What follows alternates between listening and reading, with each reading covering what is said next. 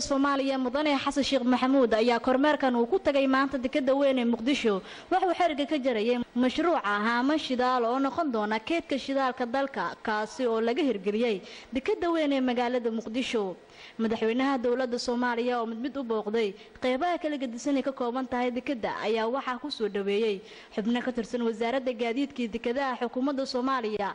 shaqaalaha iyo maamulka dekedda magaalada Muqdisho inta kadib ayuu ka qayb galay madaxweynaha munaasabad lagu soo bandhigayay haamankan oo dekedda Muqdisho ka dhacday maanta Xasan Sheekh Maxamuud ayaa sheegay inuu aad ugu faraxsan yahay in dekedda Muqdisho laga hirgeliyo keedka haamanka shidaalka mashruucan oo ay hirgeliyeen ganacsato Soomaaliyeed kuwaasoo muddo 2 sano ah ku mashquulsan hirgelintiisa ayaa maanta lagu soo bandhigay dekedda weyn ee Muqdisho wasiirka gaadiidka dekedaha xukuumadda Soomaaliya Yuusuf Baadiyo oo ka hadlay munaasabada ayaa waxa uu sheegay in laga reesan doono gaadiidkii booyadaha ahaa ee maraakiibta shidaalka ka soo qaadi jiray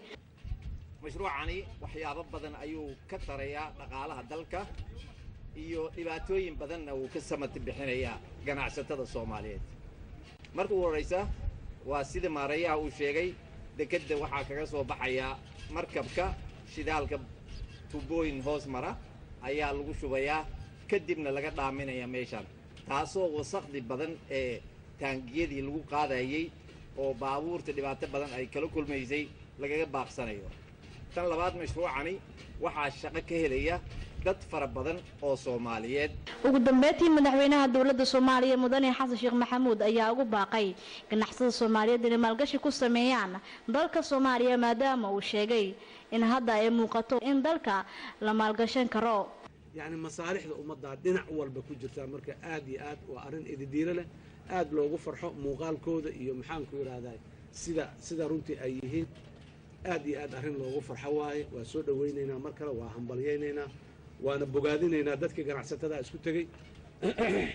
سيدا كلا كوا كلا أيجنا المشاريع اللي مذوضة الدلك كجوجا يعني أيجنا وهمبلييننا وحنا لنا هاي وبلوجي ودبس عطانا هذه كل صورة مسترة kuwa aan wali aan soo imaanin ee hantidoodii wali dibadda ay jirtaan waxaan leenahay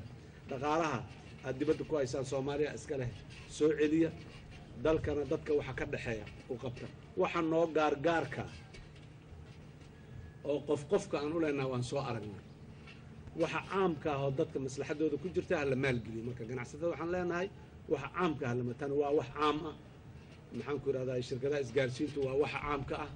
maxaan ku raadayay kuwa isbitaalada sameeyay oo maxaa dadka daaweynaya waa caam